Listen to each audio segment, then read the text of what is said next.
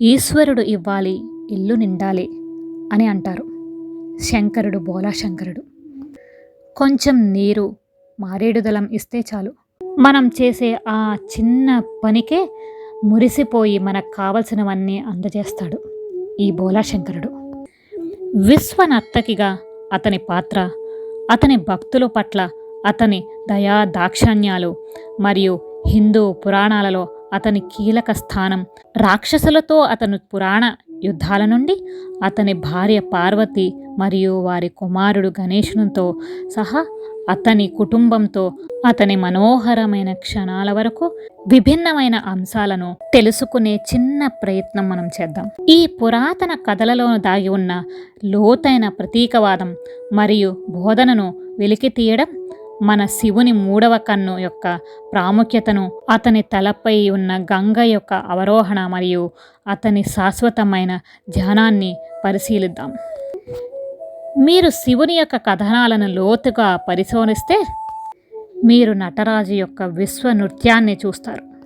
ఇక్కడ శివుని లయ కదలికలు సృష్టి, సంరక్షణ మరియు విధ్వంసం యొక్క శాశ్వతమైన చక్రానికి ప్రతీతి.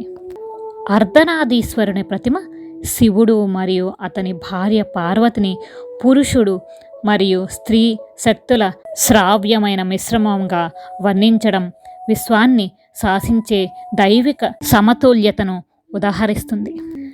మంచి మరియు చెడు మధ్య శాశ్వతమైన పోరాటాన్ని సూచిస్తూ బలీయమైన రాక్షసులకు వ్యతిరేకంగా శివుడు చేసిన పరాక్రమమైన యుద్ధాల కథల ద్వారా ఆకర్షితులవడానికి సిద్ధమవ్వండి. తన భక్తుల పట్ల అతని దయ స్పష్టంగా కనిపిస్తుంది. అతను వారికి వరాలను మరియు రక్షణను ఇస్తాడు. తన అనంతమైన కృపతో వారిని కురిపిస్తాడు. పురాణ యుద్ధాలు మరియు విశ్వ నృత్యాల మధ్య శివుడు తన కుటుంబంతో గడిపిన సున్నితమైన క్షణాలు అతని మానవ భావోద్వేగాల సంగ్రహావలోకనాలను అందిస్తాయి. అతని భార్య పార్వతి మరియు వారి ప్రియమైన కుమారుడు గణేశునితో అతని సంబంధం అతని ప్రేమ మరియు దయగల స్వభావాన్ని ప్రదర్శిస్తుంది. ఈ శివుని కథలు ఆకర్షణీయమైన కథలు మాత్రమే కాదు, వారి లోతైన సంకేత అర్థాలను మరియు బోధనలను కలిగి ఉంటాయి. శివుని యొక్క మూడవ కన్ను అతని అంతర్దృష్టిని మరియు జ్ఞానాన్ని సూచిస్తుంది. అయితే పవిత్రమైన గంగానది అతని తాళాల గుండా ప్రవహిస్తుంది. అది స్వచ్ఛత మరియు విముక్తిని సూచిస్తుంది. కైలాస పర్వతంపై అతని ధ్యాన భంగిమ అన్వేషకులకు అంతర్గత నిశ్చలితను కనుగోవడానికి మరియు దైవికంతో లీనమవడానికి ప్రేరేపిస్తాయి. విందు భోజనాలప్పుడు విరూపాక్షునికి ఆహ్వానం ఉండదు. విషాహారం తినాల్సి వచ్చినప్పుడు మాత్రం అతనికే అగ్రస్థానం. పట్టు పీతాంబరాలు పంపిణీ చేసేటప్పుడు పరమశివుణ్ణి ఎవ్వరూ పట్టించుకోరు. కరిచర్మం కట్టబెట్టాల్సి వచ్చినప్పుడు మాత్రం ఆ వెర్రిబాగులు వాడే అడ్డంగా దొరుకుతాడు.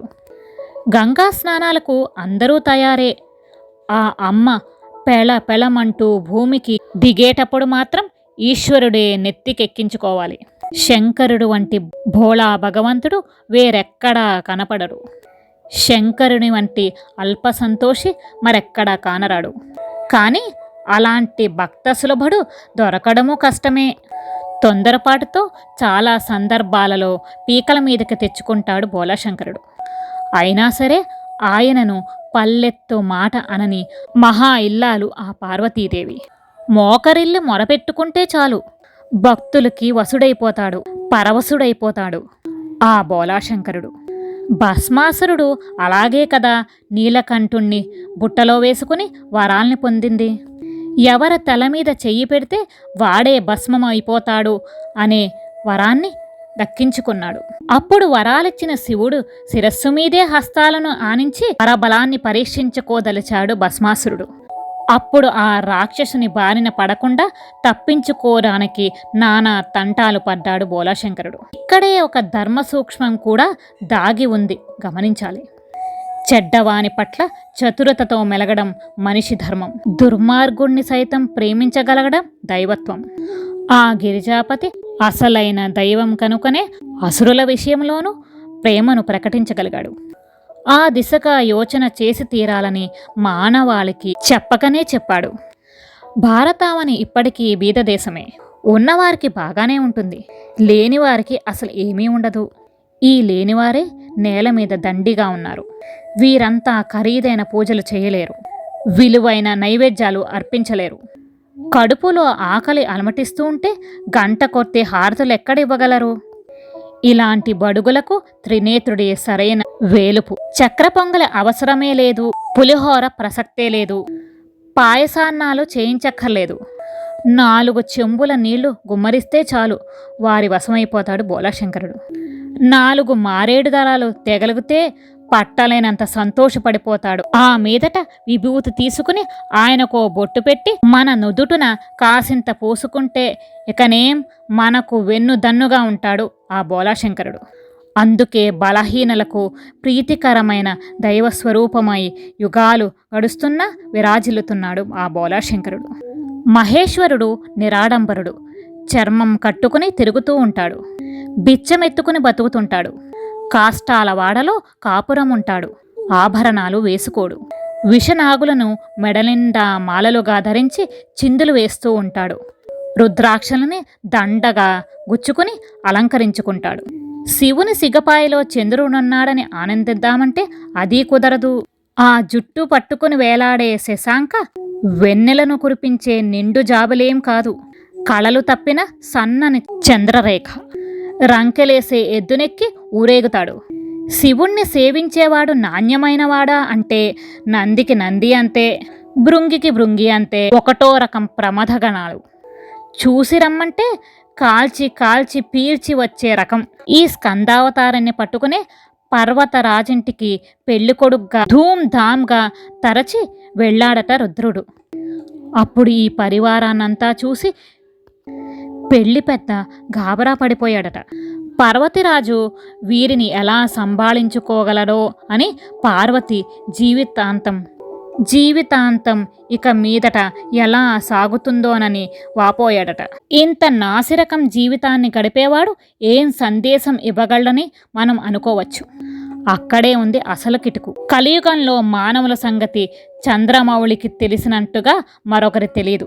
చెబితే ఒకటో రెండో అర్థమయ్యే జాతి మనది, రీతి మనది, అంతకు మించిన మందబుద్ధి మనది. కాబట్టే తాను దిగజారినట్టు కనిపిస్తూనే ఆకాశం మీద నడవకండర్రా, నేల మీద నడవండి, మామూలు మనుషులుగా మెలగండి, అంతర్ముఖులై జీవించండి అనే హితోక్తులను తన వర్తన ద్వారా ఆయన అందరికీ చెబుతున్నాడనమాట. ఈశ్వరుడిలోనూ మనిషికి మళ్ళీ కొన్ని లక్షణాలు కనిపిస్తూ ఉంటాయి. కోపం, కరుణ, హాస్యం, లాస్యం, ప్రేమ, అనుగ్రహం కూడా కనిపిస్తుంది. తనను ఒక ఇంటివాణ్ణి చేద్దామనుకున్న మన్మధుణ్ణి దహించి వేస్తాడు శంకరుడు. ఆ మన్మధుని సతీ రతీదేవి బ్రహ్మ వద్దకు వెళ్ళి మొరపెట్టుకున్న తరువాత కానీ శంకరుడు మదనునికి మరో జన్మ ఇవ్వలేదు. ఈశ్వరుడు కోపంతో చేసిన ప్రతి పని జగత్ కళ్యాణం కారకమవుతుందని చెప్పడానికి ఇదో ఉదాహరణ. ఇలా శివునికి మనలాంటి లక్షణాలే ఉన్నాయంటే అందుకో హేతువు లేకపోలేదు. ఎవరైనా ఎవరితోనైనా సరిపోల్చుకోవాలంటే పోలికలుంటేనే సులువవుతుంది. మనలాంటి వాడే శివుడు అనుకుంటేనే అతన్ని పలకరిస్తాం, నమస్కరిస్తాం, ఆయనలోకి వెళ్ళడం మొదలు పెడతాం, ఆయన తత్వాన్ని మనస్తత్వంగా మలుచుకుంటాం, మహనీయులుగా రూపాంతరం చెందుతాం. ఇంతటి మార్మిక తార్కిక సిద్ధాంతం పార్వతీ సతిలో లీనమై ఉంది. సాక్షాత్తు శంకర భగవత్పాదులే శివ అనే 2 అక్షరాలు పలికితేనే పాపాలన్నీ పటాపంచలైపోతాయని చెప్పారు. ఇహపరాల్లో భోగాల్ని పొందుతామని చెప్పారు. శివుణ్ణి మించిన స్త్రీ పక్షపాతి మరొకరు లేరు. ఆకాశంలో సగం ఆడవారని మనం ఇప్పుడు చెప్పుతున్నాము. యుగాల నాడే ఈ వాదన వినిపించడమే కాదు, ఆచరణకు దిగిన అష్టమూర్తి ఆయన. తనలో సగభాగాన్ని అర్ధాంగికి ఇచ్చినట్టుకు ఈశ్వరుడెప్పుడూ గొప్ప చెప్పుకోలేదు. సహజంగా స్వతంత్రంగా ఆయన దేహంలో ఆమె కలిసిపోయింది. అలా ఆమె కలవడానికి అనువుగా మనస వాచ కర్మేణ తనను తాను మలుచుకోగలిగాడు. అంతెందుకు, ఇంటి ద్వార పాలకునిగా పార్వతమ్మ నియమించుకున్న బాలుణ్ణి త్రిశూలంతో 2 ముక్కలుగా చేస్తాడు శంకరుడు. విషయం తెలుసుకుని గుల్లుమంటుంది ఆమె. అప్పుడు దానికి తల్లడిల్లిపోతాడు ఆ భవుడు. భార్యకు తన వల్ల కలిగిన దుఃఖానికి పరితపించిపోతాడు. ఆమె ఆనందం కోసం ఏనుగు తలను తెప్పించి మరీ పిల్లాడికి తగిలించి వినాయకుడిగా అక్కున చేర్చుకుంటాడు. గణపతిగా అధికారాన్ని కట్టబెడతాడు. సతికి అంతగా విలువిచ్చే పతి శివుడు. ఇంకా చెప్పాలంటే ప్రదోష వేళలో నటరాజుగా నృత్య కేళీ విలాసాలలో తేలుతున్నప్పుడు శంకరుడు ఒంటరివాడు కాదు. తానొక్కడే ఒంటరిగా ఆడి పాడి సంతోషించడు. పార్వతీదేవితో కలిసి నర్తిస్తూ మహదానందాన్ని పొందుతాడు మహాశివుడు. భార్యను తనతో కలిసి నృత్యం చేసేందుకు అంగీకరించిన అరుదైన ప్రేమస్వామి ఆయన. ఆ ఆటను చిత్కళగా భావించి గౌరవిస్తారు. అర్ధనాదీశ్వర సిద్ధాంతాన్ని ప్రవేశపెట్టిన ఈ నిప్పు కంటి దైవానికి మించిన మహిళావాది ఇంకెవరున్నారు? శివపార్వతులు ఆది దంపతులు. ఒకరంటే ఒకరికి పంచప్రాణాలు. పార్వతీదేవి హిమవంతుని కూతురు. కలిగిన వారింట పుట్టిన పిల్ల. బాల్యంలో భోగభాగ్యాలు అనుభవించింది. జంగమయ్యను చేరాక అదంతా మటుమాయమైపోయింది. కపాలాన్ని పట్టుకుని భవతీ భిక్షాన్ దేహి అంటూ ఊరంతా తిరుగుతుంటాడు భర్తగారు. వల్లకాడులో సంసారం నడుపుతాడు. రూపం కూడా ఎగుడు దిగుడు నేత్రాలతో ఉంటాడు. అయినా పరమేశ్వరి భర్తను ఎన్నడూ తూలనాడలేదు. తొందరపాటుతో చాలా సందర్భాలలో పీకల మీదకి తెచ్చుకుంటాడు శివుడు. అయినా సరే ఆయన పల్లెత్తు మాట కూడా అనని మహా ఇల్లాలు పార్వతి.